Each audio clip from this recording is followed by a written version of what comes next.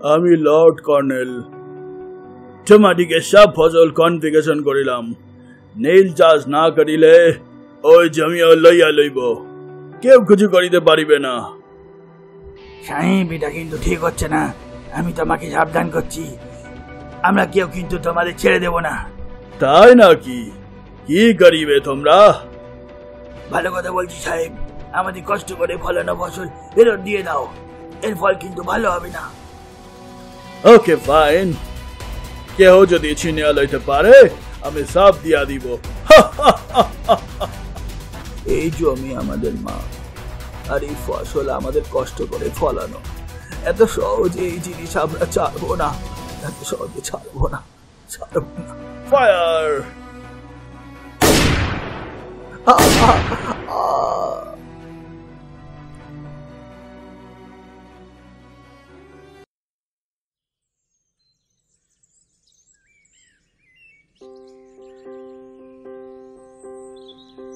সবুজে ঘেরা এই গ্রামটাই বহু মানুষের বাস। তাদের রোজগার কম হলেও জীবনে আনন্দের কোনো শেষ নেই। একসাথে খেতে বীজ বপন থেকে শুরু করে চাষ করা, আর শেষে একসাথে সেই ফসল ঘরে তোলা, সবটাই যেন কোমর বেঁধে একজোট হয়ে করে তারা। তবে শিমুলতলি গ্রামের মাতব্বররা আজও ওদের উপর ছড়ি ঘোরায়। আগের জমিদার ছিলেন পিতৃতুল্য, কিন্তু তিনি মারা যাবার পর তার নায়েব যখন জমিদার হয়ে বসল, তখন থেকেই এই দুর্দিনের সূচনা। তবে তাদের করার কিছু নেই। আর এখন ধান ঘরে তোলার সময়, তাই এই নিয়ে বিশেষ ভাববার সময়ও তাদের নেই। কানাই ধান চালতে চালতে বিপিনকে বলল, বলছি, ওই জগমোহনের খবর কিছু জানো নাকি? শুনলুম তো, এখনো জ্বর নামেনি। কি যে হলো কি জানি। আমার তো এবার চিন্তা হচ্ছে, কিছু হলে যে পরিবারটা একেবারে ভেসে যাবে। এদিকে আবার কর দেবার সময় হয়ে গেল। শুধু কি তাই, ওর কিছু হলি ওর বউটাকে যে চিতে তুলবে, আর বাচ্চাগুলো তখন কি যে করবে। ওই বামনগুলো ওই মেয়েটাকে একেবারে শেষ করি দেবে। আরে এসব বলো না, কেউ শুনলে আর রক্ষে থাকবে না। হ্যাঁ, তা যা বলিছ। এই হলো বাবা, এতক্ষণে ধান তোলা শেষ হলো। সেই কোন সকালে এসেছি।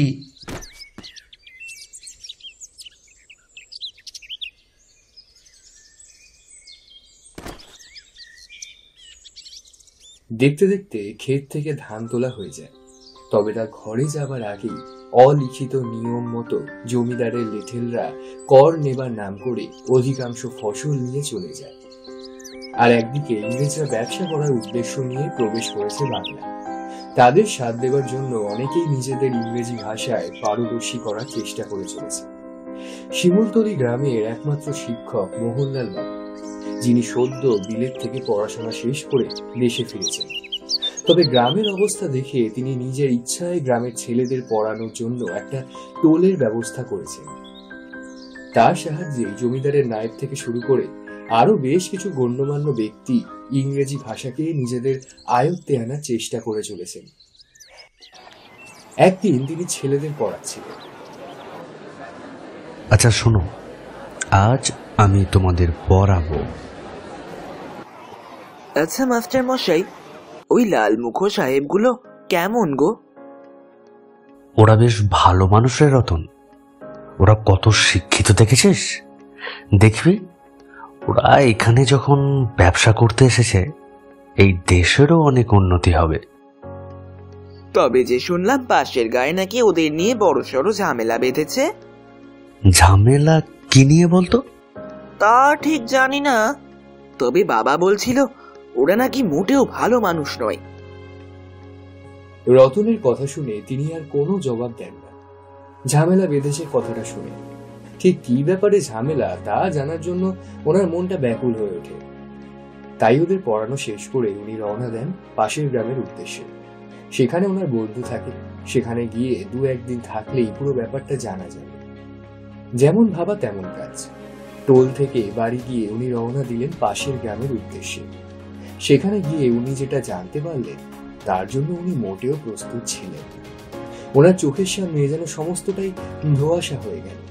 ওনার বন্ধু সেই গ্রামের জমিদার। দুপুরের খাওয়া দাওয়ার পর বিকেলে দুজনে মিলে বসে গল্প করতে কথায় কথায় মোহনলাল বাবু বলেন, আরে শ্যামল, শুনলাম এই গ্রামে নাকি কি সব ঝামেলা হয়েছে, তা কি নিয়ে একটু বলবি আমায়? সে অনেক কথা রে, কোনটা ছেড়ে কোনটা বলবো। গ্রামের অবস্থা খুব খারাপ। আহা, তুই সবটাই বল না, তাড়াহুড়ো তো কিছু নেই। বেশ, শোন তবে। আজ থেকে বেশ কয়েক মাস আগে সাহেবরা এই গ্রামে আসে। আমার কাছে এসে অনুমতি চেয়েছিল ব্যবসা করার। তবে তখন আমি বুঝতে পারিনি ওরা ব্যবসার নাম করে এখানে লুটপাট চালাবে। কি বলছিস এসব? সত্যি বলছিস তো? হ্যাঁ রে, যা বলছি একদম ঠিক বলছি। গত কয়েক মাসে ওরা গ্রামটা যেন পুরো শেষ করে দিয়েছে। আমি জমিদার হয়েও কিছু করে উঠতে পারছি না, শুধুমাত্র ওদের থেকে কিছু টাকা ধার নিয়েছি বলে। জানি না এর শেষ পরিণতি কি। কেউ কোনো প্রতিবাদ করছে না কেন? সবাই মিলে যদি প্রতিবাদ করা হয় তাহলে তো আর এই অত্যাচার চলতে পারে না। তোকে সবটা প্রথম থেকে বলি তবে। ওরা সেবার ওই নীল চাষের প্রস্তাব নিয়ে আসে। শুনে ভেবেছিলাম এতে কৃষকদের বেশ লাভ হবে। সেই মতো দাদন নিয়ে চাষ শুরু হয় জমিতে। কিন্তু ব্যাপারটা বোঝা গেল 2 মাস পর, যখন কৃষকেরা নীলের পাশাপাশি ধান পাট চাষ করতে গেল। দেখা গেল জমিতে উর্বরতা পুরোপুরি নষ্ট হয়ে গেছে। ওই জমিতে আর কিছুই চাষ করা যাচ্ছে না। এদিকে সাহেবেরা 20 আটি নিয়ে যায় আর তার বদলে দেয় 1 টাকা। এক জমিতে 60 আটির বেশি ফলানো প্রায় অসম্ভব। অন্যদিকে এই সুযোগে মহাজনরা ধান পাটের চড়া দাম হাঁকায়। সাহেবেরা গ্রামে মাঝে মাঝে হানা দিয়ে ফসল তুলে নিয়ে যাচ্ছে। এবার ওরা হয়তো পাশের গ্রামগুলোতেও পাড়ি দেবে। সব শেষ হয়ে যাবে। আগে শুনেছিলাম বটে, তবে তখন এই কথা বিশ্বাস হয়নি। কিছুদিন এখানে থাক, দেখবি সবটা নিজের চোখেই দেখতে পাবি। কিন্তু এর কোনো না কোনো তো মুক্তির উপায় হবেই। জানি না রে। দেখ, আমি কি বলি, জমিদার বাবু, আমার মেয়েকে বাঁচান। আরে শান্ত হও পবন, কি হয়েছে তোমার মেয়ের? ওই সাহেবরা ওকে তুলে নিয়ে গেছে। ওরা মেরে ফেলবে আমার মেয়েটাকে। আপনি বাঁচান ওকে দয়া করে। সে কি, তুলে নিয়ে গেছে মানে? বাবু, নীল চাষ করে পেট চলে না। এদিকে সাহেবের কথা মতো ফলন হয়নি, এতে ওনার লোকসান হয়েছে। আর তাই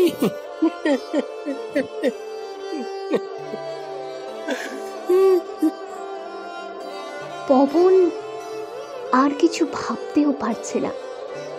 শ্যামলবাবু বেশ অবাক হয়েছেন। কি করবেন কিছুই বুঝতে পারছেন না। এমন সময় মোহনলাল বাবু বলে উঠলেন, কোথায় নিয়ে গেছে কিছু জানো? ওদের টেরায় নিয়ে গেছে। সেটা চেনো কোথায়? সে মাথা নেড়ে সম্মতি জানালে উনি আর কিছু না ভেবে পবনের সাথে বেরিয়ে পড়ে। কি করবে বা কিভাবে করবে ভাবা হয়নি, তবে এর একটা ব্যবস্থা ওনাকে করতেই হবে। আজ ওনার নিজের উপরেই রাগ হচ্ছে। এদের উনি ভালো ভেবেছিলেন, এই মানুষকে দেখে ভেবেছিলেন এরা উন্নতি সাধন করবে। হায়, এ কেমন উন্নতি! এসব ভাবতে ভাবতে উনি এগিয়ে গেলেন ওদের ডেরার দিকে। সেখানে অনেক সেনা আছে পাহারায়, তবে তাদের অধিকাংশই ওই গ্রামের লোক। উনি আর কিছু না ভেবে একাই এগিয়ে গেলেন। সাহেবের সাথে অন্তত একবার কথা বলা উচিত। উনি মনে মনে ভাবেন, একবার যদি বুঝে বলি ওরা নিশ্চয়ই বুঝবে এখানকার অবস্থা। ওরা কত শিক্ষিত। সেদিন তো ওদের জন্য দুটো মেয়ে সতী হতে হতে বেঁচে গেল। তাহলে কৃষকদের কষ্ট কেন ওনারা বুঝবেন না? এইসব ভাবতে ভাবতে সাহেবের তাঁবুর সামনে গিয়ে দাঁড়ান। তবে তাকে সাহেবের সাথে দেখা করতে দেওয়া হয়। তাঁবুর সামনে দাঁড়িয়ে থাকা সেখানে বলে, সাহেব এখন কারোর সাথে দেখা করবেন না, উনি ব্যস্ত আছেন, আপনি বরঞ্চ এখন যান। আচ্ছা, তুমি গিয়ে বলো আমি এসেছি। আমি কিছুক্ষণ অপেক্ষা করবো, কোনো অসুবিধা নেই। বললাম তো হবে না। আর সাহেব এখানে কারো আসাটা ঠিক পছন্দ করেন না। আরে তুমি ব্যাপারটা বুঝতে পারছো না। দেখুন মাস্টারমশাই, আমি আপনাকে মন থেকে বড়ই সম্মান করি, তাই অনুরোধ করছি দয়া করে চলে যান, নয়তো ওরা আপনাকে দেখলে আমাকে বাধ্য হয়ে হয়তো আপনাকে এখান থেকে বের করে দিতে হবে। এটা আমি চাই না। বেশ, আমি চলে যাব। তবে তার আগে একটা কথা বলো দেখি, এনারা কি সত্যি গ্রামের কোনো মেয়েকে এখানে তুলে নিয়ে এসছে? এবার আপনি আসুন। সিপাহীর এই করুণ স্বরে করা আকুতি উনি ফেলতে পারেন না, তাই আমি কিছু জানি না বলে চলে এলেন ওখান থেকে। শ্যামলবাবু ওনাকে দেখে অনেক প্রশ্ন করে, তবে উনি তার কোনো জবাবই দেননি। আসলে কোনোভাবেই যেন এই ঘটনাগুলো মানতে পারছেন না। তবে ওনার মাঝে একটা বিদ্রোহের আগুন জ্বলে উঠতে চেয়েও যেন পারছে না। বরাবর বইকে আঁকড়ে ধরে বাঁচা মানুষ উনি। সেখানে কাউকে আঘাত করা তো দূরে থাক, আঘাত করার কল্পনাও ওনার মনে আসে না। কিন্তু চোখের সামনে এমন সব দেখেও যে উনি স্থির থাকতে পারছেন না। এক প্রবল দ্বন্দ্ব শুরু হয়েছে ওনার মনের মধ্যে।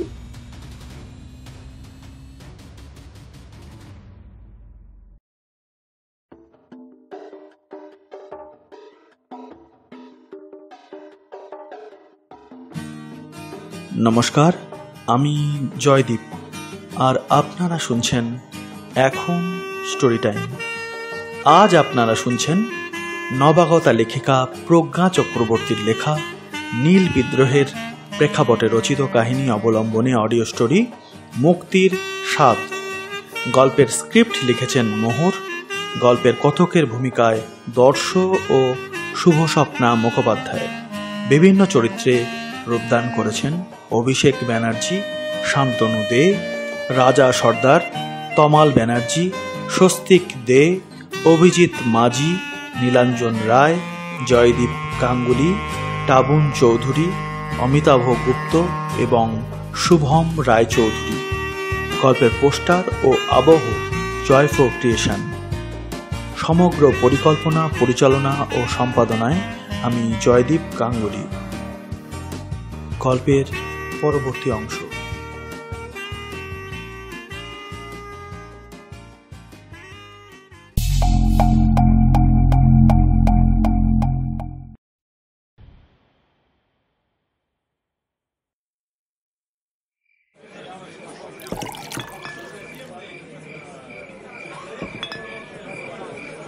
ইংরেজ তাঁবুতে আজ যেন উৎসব চলছে।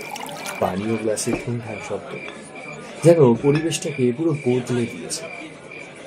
লর্ড কর্নেল আর তার সাথী দুজনে মিলে তাঁবুর বাইরে আগুন জ্বালিয়ে চেয়ার টেবিলে বসে নিজেদের মধ্যে গল্প করতে ব্যস্ত। কর্নেল বলে, উহাদের যা ভয় দেখাইয়াছি, আর কোনোদিন উহারা আমাদের না বলিবে না। No never. তবে এই ভয়টা মিটতে দেওয়া যাবে না, বিকজ উহাদের জমিন খুব ভালো আছে। এই জমিন আমাদের চাই, উহাতে ফসল ভালো হইবে। উহাদের দিয়ে নীল চাষ করাইতে হইবে অ্যাট এনি কস্ট। হ্যাঁ, উহারা করিবে, আমি শিওর। যা ভয় আজ দেখাইলে, এরপর তো করবেই। তার কথা সম্মতি জানিয়ে দুজনে একসাথে হাসতে থাকে।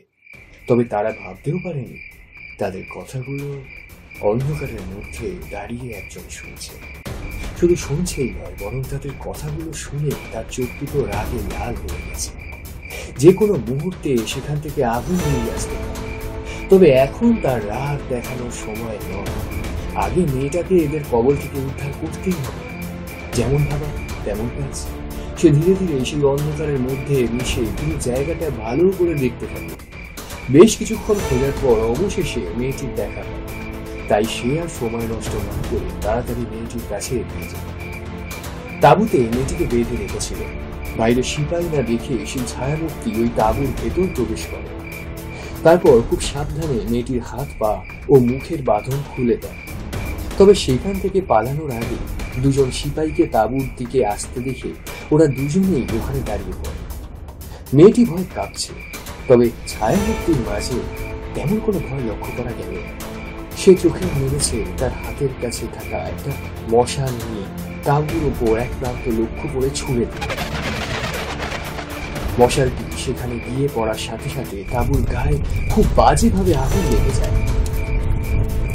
সেখানে থাকা সিপাহীরা প্রথমে ভয় পেয়ে গেলেও পরে তাড়াতাড়ি জল এনে আগুন নেভানোর চেষ্টা করে।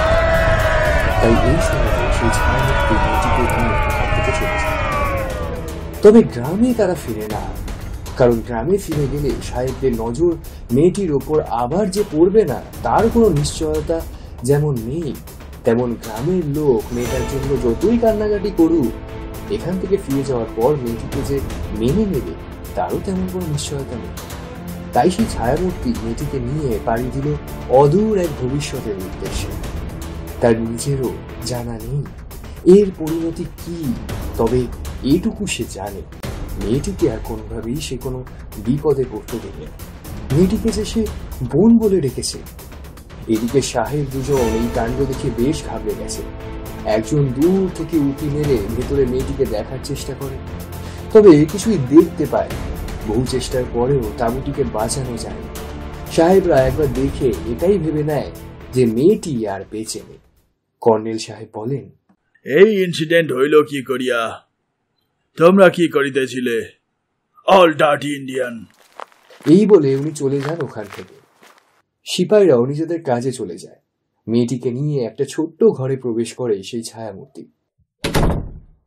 সেখানে থাকা বাকিদের উদ্দেশ্যে বলে ওঠে, ও তোমাদের বোন না, ওকে আগলে রাখার দায়িত্ব তোমাদের। সে না হয় বুঝলাম, কিন্তু আপনি ওকে পেলেন কোথায়? আচ্ছা শোনো, ও সেই যাকে সাহেবরা তুলে নিয়ে গিয়েছিল। আমি ওখান থেকে ওকে উদ্ধার করে নিয়ে এসেছি।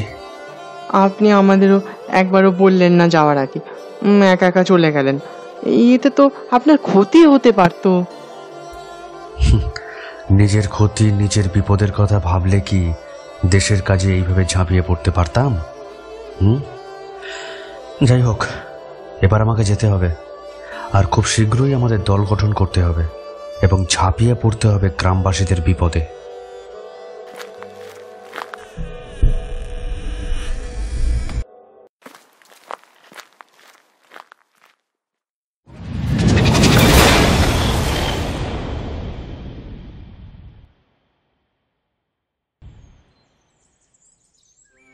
পরের দিন সকালবেলা শ্যামলবাবু মাস্টারমশাইকে জিজ্ঞাসা করে, তোর হলো কি বলতো? কাল থেকেই তো দেখছি আর কোনো কথাই বলছিস না। কিছু কি হয়েছে? আসলে কালকে ওই ঘটনা শোনার পর থেকে আমি কিছুতেই স্বস্তি পাচ্ছি না।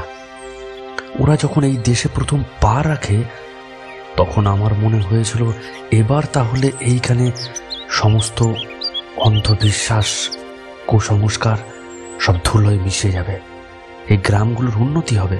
এমনকি সেদিন যখন আমাদের গ্রামের জগমোহনের বউকে সতী করা হচ্ছিল, ওরা এসে বাধা দেওয়াতে আমার মনে এই ধারণা আরো দৃঢ় হয়।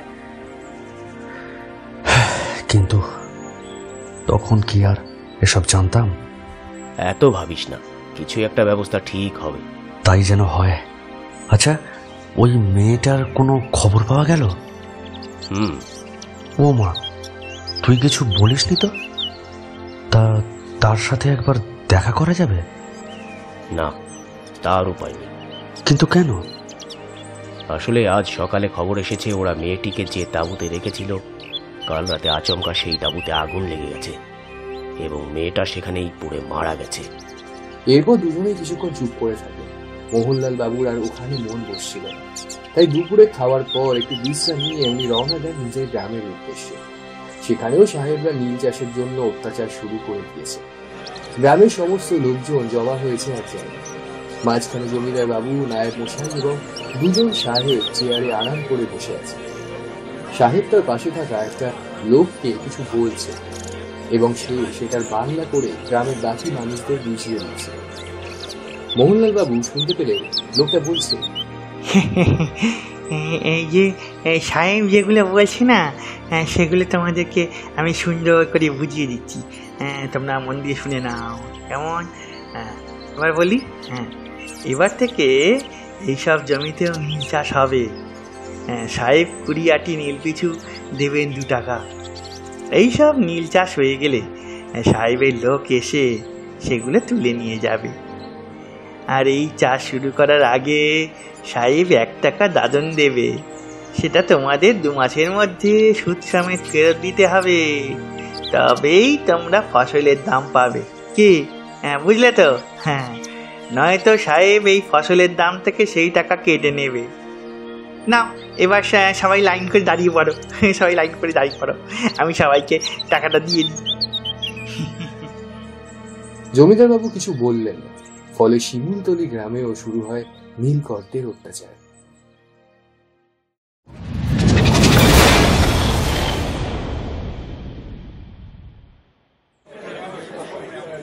একদিন মোহনলাল বাবু পড়াচ্ছিলেন টোলে, তখন একজন ছাত্র বলে ওঠে, আচ্ছা মাস্টার মশাই, নীল কি ফল না সবজি? ওটা খাওয়ার জিনিস নয়, ওটাতে জামা কাপড় কাচা হয়। তাহলে আমরা খাবো কি মাস্টার মশাই? কেন? এতদিন যা খেতাম। কিন্তু সেসব চাষ যে বন্ধ করে দিয়েছে জমিদার বাবু। মাঠে যে আর ধান কম ফলানো যায় না, ওই নীলে ক্ষেত ভরে গেছে। সোনালি ক্ষেত নীল হয়ে গেছে, মাটি নষ্ট হয়ে গেছে, খাবো কি? এবারে যেন ওনার ভেতরেও একটা হাহাকার শুরু হলো। এইটুকু বাচ্চারাও যে ওই শয়তানগুলোকে চিনে ফেলেছে, কিন্তু এই জমিদার কিছু টাকার জন্য না না আর ভাবতে পারছে না। তবে ইতিমধ্যে কিছু জায়গাতে যে বিদ্রোহ শুরু হয়েছে তার খবর উনি পেয়েছেন।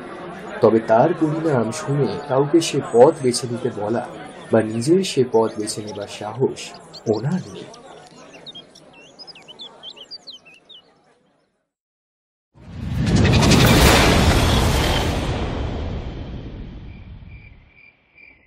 রাতের বেলা যখন সারা গ্রাম শোক স্তব্ধ নিঃসুপ, তখন একদল ছায়ামূর্তি বেরিয়ে পড়ল নিজেদের উদ্দেশ্যে। সাথে আছে কাস্তে আর কোরবানি। অন্ধকারের মধ্যে দিয়েও বেশ পথ চলছে। তাদের পথ চলা দেখে মনে হচ্ছে যেন অন্ধকার ভেদ করে ছুটে চলেছে একদল শিকারীর দল। বেশ কিছুটা পথ চলার পর দলটা গিয়ে থামল ইংরেজদের তাঁবুর ঠিক পেছন দিকে। আজও সেখানে চলছে উৎসব। আগের দিন শুধু একটা তাঁবু পুড়িয়েছে, কিন্তু আজ সে সমস্তটাই জ্বালিয়ে পুড়িয়ে শেষ করে দেবে। আর যতগুলো মানুষের প্রাণ এরা নিয়েছে তার দাম এদের মেটাতেই হবে। আজ এদের শেষ না করে সেখান থেকে কোনোভাবেই যাবে। ধীরে ধীরে সেই ছায়ামূর্তি একটা দল বল এগিয়ে যেতে লাগলো। এরপর হাতে থাকা একটা পুরু আচমকাই জ্বালিয়ে দিল সাহেবের মাথা লক্ষ্য করে। তার এই হঠাৎ করা আঘাতে সাহেবের মাথা আলাদা হয়ে যায় দেহ থেকে। অপরদিকে বসে থাকা আরেকজন সাহেবের মুখে গিয়ে ছেটে রক্ত। সে ভয় পেয়ে চিৎকার করে, তোমার এত বড় সাহস হইল কি করিয়া? তুমি এখানে অব্দি এলে কি করিয়া? কে আছো? ওকে এখনই বাঁধিয়া ফেলো। একটু আগে ঘটে যাওয়া ঘটনা দেখে সবাই প্রায় ভীত হয়ে পড়েছে, তাই কেউ আর এগোনোর সাহস করল না। এটা দেখে সাহেব আবার বলে ওঠে, কি হইল? শুনতে পাইতেছ না? ধরো ওকে। এবার কিছুটা কাজ হলো। কিছুজন গোড়া সৈনিক বন্দুক হাতে এগিয়ে এলো, তবে তারা গুলি করার আগেই ওই দলটা ঝাঁপিয়ে পড়লো ওদের ওপর। অস্ত্র নিয়ে যুদ্ধ করা যাদের অভ্যাস, তারা কি আর কাস্তে পুরি আর গায়ের জোরের সাথে বেড়ে ওঠে? না, গায়ের জোর এমন এক শক্তি যার সঠিক প্রয়োগ অনেক কিছু করতে পারে। আর হলো ঠিক তাই। অনেকক্ষণ ধরে লড়াই চললেও অবশেষে গোড়া সৈনিকদের হার স্বীকার করতেই হলো। এবার ওই ছায়ামূর্তি সাহেবদের সামনে এগিয়ে গিয়ে বলল, আজ তোমরা 4 জনকে মেরেছ, তার বদলে আমি তোমাদের 10 জন সিপাহীকে মেরে গেলাম। এরপর কিছু করার আগে অন্তত একবার ভেবে নেবে এই রাতটার কথা, নয়তো তোমার বন্ধুর মাথাটা যেভাবে মাটিতে গড়াগড়ি খাচ্ছে, তোমার মাথাটাও ঠিক সেইভাবে মাটিতে গড়াগড়ি খাবে। আর সকালবেলায় তুমি যে অন্যের রক্ত লাগিয়ে এসেছিলে, সেই অন্ন আমি তোমায় ফেরত দিলাম। নিজের ভালো চাও তো এই গ্রাম ছেড়ে চলে যাও। কথাটা বলে সে একটা থলে থেকে কিছুটা রক্ত মাখা অন্ন তুলে সাহেবের সামনে থাকা টেবিলের ওপর ছড়িয়ে দেয়। তারপর সাহেবের মাথা, যেটা সে নিজে হাতে কেটে ফেলেছিল, সেই মাথাটা আর সাহেবের বন্দুকটা তুলে নিয়ে যেমনভাবে এসেছিল ঠিক তেমনভাবেই আবারও অন্ধকারে মিলিয়ে যায়, যেন অন্ধকার থেকেই তার আগমন হয়েছিল। আবার সেই অন্ধকারেই তার নিজেকে লুকিয়ে ফেলার পালা। আচ্ছা, আপনি ওই বন্দুকটা নিয়ে এলেন কেন? লোহা কাটতে যেমন লোহার প্রয়োজন হয়, ঠিক তেমনি ওদের বন্দুকের মোকাবিলা করতে এই বন্দুক। কিন্তু আমরা যে কেউ বন্দুক চালাতে পারি না, বন্দুক চালানো শেখাবে কে? আমি শেখাবো। যেমন করে হাতে ধরে লাঠি চালানো, তলোয়ার চালানো শিখিয়েছি, ঠিক তেমন ভাবেই বন্দুক চালানো শেখাবো। বিদ্রোহের আগুন এবার চারিদিকে ছড়িয়ে পড়বে। আমাদের এই দল হবে হাজার হাজার মানুষের ঘুরে দাঁড়ানোর অনুপ্রেরণা।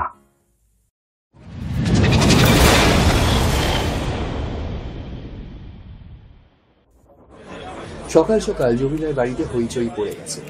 কে বা কারা যেন এক সাহেবের কাটা মাথা রেখে গেছে বাড়ির সামনে। লেটেলরা সকালে দেখে বেশ ভয় পেয়ে গেছে। নায়েব মশাই এসে জমিদার বাবুকে বললেন, কর্তামশাই, সাহেব এসেছেন, উনি খুব রেগে আছেন, এবার কি হবে? রেগে তো থাকবেনি, এমন একটা ঘটনা ঘটে গেল। আমি তো ভাবতেও পারছি না এমন কাজ কে করলো। না, উনি ওই কারণে রেগে নেই। ওই কারণে রেগে নেই তো কি কারণে রেগে আছে শুনি? ওনার কথা শুনে আমি যেটুকু বুঝলাম, ওনার মনে হয়েছে এই কাজের পিছনে আপনি আছেন। নায়েব, তোমার মাথায় ঠিক আছে? এসব তুমি কি বলছো? আমি কেন এই কাজ করতে যাব? এই কথা আমি বলছি না, বলছে সাহেব, আর উনি এই কারণেই আপনার সাথে দেখা করতে এসেছেন। কে করলে এমন কাজ কি জানি। লেটেলদের বলো চারিদিকে ছড়িয়ে পড়তে। তা কি আর বলিনি? যাই হোক, আপনি চলুন বৈঠক ঘরে, সাহেব বসে আছেন ওখানে। নায়েবের কথা শুনে জমিদার মশাই তাড়াতাড়ি বৈঠক ঘরের দিকে যায়। নায়েবও একটা চওড়া হাসি নিয়ে সেই দিকে যায়। মনে মনে বলতে থাকে, কি ভেবেছ এত সহজে আমি সব ভুলে যাব? আমার পরিবারকে ঠকিয়ে তুমি এই জমিদারি নিয়েছ, আর আজ আমার পালা। এবার এই জমিদারি আমি আমার নিজের হাতে নেব, তবেই না আমার পূর্বপুরুষের আত্মা শান্তি পাবে। দেখো এবার কেমন লাগে। এইসব ভাবতে ভাবতে সে যখন বৈঠকখানায় যায়, তখন দেখে জমিদার মশাই সাহেবের পায়ের কাছে বসে। বিশ্বাস করুন সাহেব, আমি এসবের কিছুই জানি না, আমি এসব কিছুই করিনি। আমাকে একটু সময় দিন, আমি প্রমাণ করে দেব যে আমি নির্দোষ। তুমি যদি না করিবে তো আমার ফ্রেন্ডের মাথা এখানে আসিল কি করিয়া? শুধু তাই না, সব ফসল ও বন্দুক লুট হইয়াছে। শোনো বাবু, আমি কিছুদিনের জন্য আমার দেশে যাইতেছি। তুমি তার আগে প্রমাণ করিতে পারিলে ভালো, আদারওয়াইজ আমি তোমাকে মারিয়া ফেলিব। কথাটা মনে রাখবে। হ্যাঁ, সাহেব চেয়ার থেকে উঠে বেরিয়ে চলে যায়। জমিদার মশাই ওখানেই বসে থাকেন আর ভাবতে থাকেন কিভাবে কি হয়ে গেল। নায়েব মশাই মুখে ওনাকে সান্ত্বনা দিলেও মনে মনে বেশ খুশি হয়। কিছু একটা ব্যবস্থা করার আশ্বাস দিয়ে নায়েব মশাই নিজের বাড়ি চলে যায়। এরপর আরো একদিন চলে যায়। গ্রামের লোকেরা সবটা জেনে সত্যিই ভীষণ খুশি হয়েছে। সেদিন বিকেলবেলা রতন মোহনলাল বাবুকে বলে, আচ্ছা মাস্টার মশাই, সবাই বলছে যে ওই সাহেব নাকি চলে যাবে, তাহলে এবার নিশ্চয়ই আবার ধান চাষ হবে। জানি না রে, তবে আজ তোদের একটা কথাই বলবো, ভয় পেয়ে পিছিয়ে গেলে চলবে না। আমাদের চেষ্টা করে যেতে হবে যাতে ওরা কখনোই আমাদের নিজেদের গোলাম না বানাতে পারে। ওদের গোলাম হলে আমাদের বেঁচে থাকাটা দায় হয়ে যাবে। তবে আমরাও কারো গোলাম হয়ে বাঁচব না। না মাস্টার মশাই, একদম নয়। আমরা কারো গোলামি করব না।